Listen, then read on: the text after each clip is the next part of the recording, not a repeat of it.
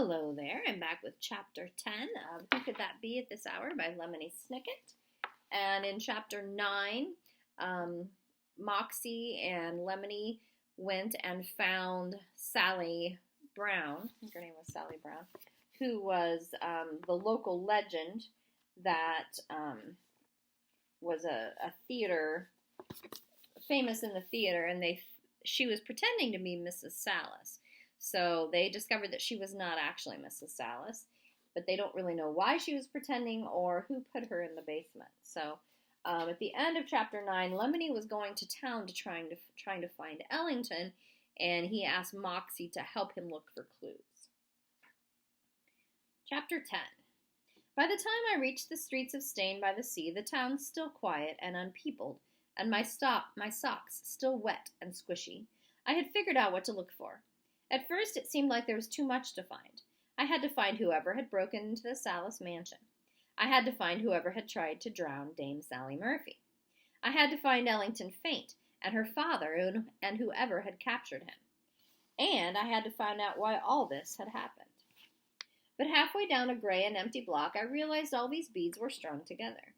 Everyone was after the bombinating beast, and if I got my hands on that black, spooky statue, then everything else would try to find me instead. The deserted blocks of Stained by the Sea seemed like an easier place to find one mysterious item than a bustling city full of them. I thought of all the mysterious items back in the city and how difficult it would be for someone I knew to get her hands on one in particularly without my help. I wanted to see her. Communicating through made-up book titles was not enough. I could almost hear her saying to me, "Well, Elle, where was the last place you saw this statue?" "On the table," I imagined saying, "in Handkerchief Heights, right before the officers Mitchum knocked on the door." "And what was happening while you were answering the door?" She always had a knack for knowing the right question to ask. Ellington was wrapping the statue in a newspaper. Then she did the same for a bag of coffee. She gave me the coffee with Theodore's address on it, and carried the other package with all the other things she was mailing. "And did she drop it in the mailbox?" "Yes." "Are you sure?" "Yes, I saw her." "And did you see the address she wrote on the newspaper?" "No," I said, "but she must have been mailing it to herself." "She could have been mailing it to an accomplice." "She was living in that cottage all by herself," I said. "Besides, if Ellington had an accomplice, she never would have asked me to help her." "Well, she didn't mail it to Handkerchief Heights, or the package would have been there in the morning. You or Moxie would have found it. Think, Elle." "You know I hate it when you call me Elle." "Where did she mail it?" I took a long sip of root beer and thought. As long as I was having an imaginary conversation, I saw no reason why I couldn't have an imaginary root beer to help me think. "To the one reason she ventures into town," I said finally. "And where is that?" "Black Cat Coffee, corner of Caravan and Parfait." "Good work, Elle. You're doing all right by yourself." Are you? Are you? She didn't answer, of course, and she didn't talk to me the rest of the way. I still didn't know my way around all the streets of Stained by the Sea, so my steps were unsure. Normally one could ask directions of passers-by, but without a soul on the streets, there was nobody to ask. And normally one can find a map at a hotel, but I didn't want to go to the Lost Arms. Theodora was likely there, devoting her time, effort, and chutzpah to a much better scolding than the one I had been given the previous night. So I found my own way. I headed toward the tall, pen-shaped building and eventually came across Caravan, a wide street, empty as all the others, that wandered its way around town like it didn't know where it was going either. Finally I hit Parfait, a narrow lane with a cold wind, and there was Black Cat Coffee, the sole business on a block that was otherwise boarded up. The only sign of life was a large wooden sign that didn't even have the name of the place, just the large stenciled cat I recognized from the bag of coffee. When I pushed open the doors and walked in, my first thought was that there was finally somewhere in Stained by the Sea that was bustling with life. My second thought was that there was nobody there. Black Cat Coffee was a long, narrow room with an enormous counter in the center, but not one person was sitting on one of the stools. Behind the counter was a mass of shiny machinery of a sort I had not seen, with tubes and levers and spouts and panels all loud and busy with activity, but there was nobody there making it go. And in the corner was a piano playing music, but when I stepped closer, I saw it was a player piano. which can play all by itself. It sounded like it might have been the same music Ellington had been playing in the cottage, but perhaps that was just because I was thinking about her. I had forgotten to ask her the name of the tune. Well, there was no one to ask here, not anything. There was no one to ask if there was a package waiting for Ellington Faint. There was no one to ask if Ellington Faint had been there already to collect the package. And there was no one to ask to see a menu. "Hello?" I asked, which is what everyone asks when they enter a room they are surprised to find empty. I stepped closer to the counter and saw 3 large brass buttons right in a row that had been built into a place on the counter where there were no seats. The buttons were each labeled with a brass letter, A, B, and C. When I pressed C, the machinery behind the counter whirred to life. Steam clouded out from a row of holes toward the top of the machinery, and an enormous round bulb, like a light bulb but made of metal, began to quake noisily. A small door opened and a funnel came out on a long metal spring, and soon something was pouring from the bulb through the funnel into something that looked like a radio. Finally, a metal claw emerged from someplace with a small white saucer holding a small white cup, which got filled to the brim with something that smelled dark and familiar. The claw deposited the cup and saucer right in front of the C button, where it sat steaming at me. "Coffee?" I said out loud, and then, because I had offered it to myself, felt it would be polite to tell myself, "No, thank you." When I pressed B, different parts of the machine began to tremble, and a different kind of steam began to cloud from a different row of holes. 2 devices that looked like metal hands began to wrestle over something white and sticky, which was then pounded by a pair of loud wooden hammers. Finally, the whole mess was pushed into a door, and a clock began ticking.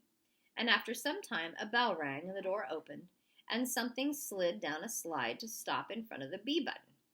A better smell filled the empty room.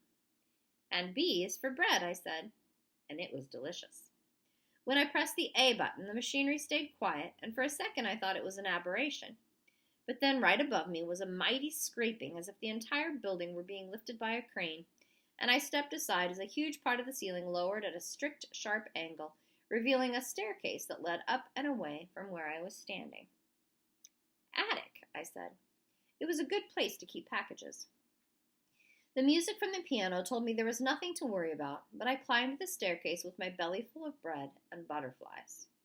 I was tired of surprises in strange rooms, but the attic of Black Cat Coffee was just another big room with nobody in it. Along the wall were a few cupboards and shelves with bags of coffee on them. There was a long table with envelopes and packages stacked in separate piles, as if quite a few people collected their mail at Black Cat Coffee instead of at home. I wondered why. There were not that many packages. There was a small box marked medical supplies addressed to a Dr. Flammarion.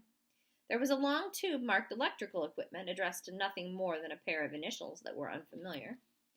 And then there was a package about the size of a bottle of milk, wrapped in newspaper with handwriting I recognized immediately. I unwrapped it carefully. It was the bombinating beast. It did not look happy to be found, but I was happy to see it. Everything in the world, I thought to myself, every single thing, Snicket, has a place, and this statue is now with you. The sun was dying when I stepped back out into the street, and the statue felt like it was bombinating under my arm. It was not exactly buzzing, of course, but it made me nervous to carry something that everyone wanted, even though I'd rewrapped it carefully. I thought of the Far East Suite and how few hiding places it had, and took a detour, walking quickly past the lost arms and toward a place that had so many secrets already that one more wouldn't hurt. "Welcome," Dashiell Qwerty said as I entered the library. "I see you're still carrying the same burden I saw you with this morning." "So it would appear," I said. "Are you checking on your loan request from the Furrier branch?" he asked, his face as blank as usual. "Because I haven't heard anything back just yet." "I was just looking for something to read," I said. Now Qwerty smiled and made a wide gesture with his hand in the sleeve of his leather jacket.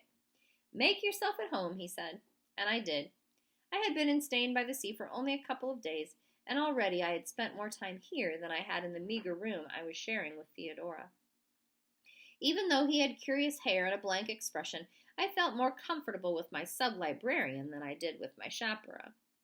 And the rows of shelves, though as unpeopled as the streets I'd just walked, made me feel better than just about anything in Stained by the Sea. I was at home, which is why I decided it was acceptable to hide something in the shelves, just for a little while. I searched for a long book that looked boring and settled on something called An Analysis of Brown, Black, and Beige, hoping that nobody would be interested in the study of ordinary colors for at least a day. I unwrapped the statue, pulled the book from the shelf, and pushed the abominating beast into the empty space as far as it could go, before replacing the book. Now I realized I needed something to wrap the newspapers around. Qwerty had noticed my package, and he would notice if I didn't have it when I left. One large book, or perhaps 3 medium-sized ones, would be a good substitute. And I knew at once which 3 books I would pick. It made me feel a bit guilty to sneak books out of the library, but I promised myself I'd return them promptly. I found the titles at once and sat down at my usual table. I was in no hurry to return to my hotel. I could take some time to read. Even with everything that had happened, there was something else that had been on my mind since morning. I ended up reading until Qwerty told me it was closing time, when I thanked him and strolled down the proper aisle, pretending to return the books. Instead, I slipped them into the newspaper and gave him a wave goodbye as I stepped outside. It was quite late. I was not sure The Long Secret was the best. All 3 of the books were good. I walked across the scraggly lawn, hoping I would find Ellington faint. Perhaps she would read them too, and we could have a good-natured argument over which was the best. Nothing firms up a friendship like a good-natured argument. But you're not friends, I told myself, with Ellington faint. My thoughts went like this all the way back to the Lost Arms, where a dented familiar taxi was parked outside. Through the window, I could see Pip sound asleep against the steering wheel. I envied him as I walked into the lobby. Theodora was standing at such an angle that the head of the plaster statue looked like it was peeking out of her hair. But she was in no mood for me to point that out. "Where have you been?" she said in a terrible voice. "I have been worried sick, Snicket." "I'm sorry about that," I said. "I just received an upsetting phone call," she told me, and began to pace up and down in front of the plaster woman.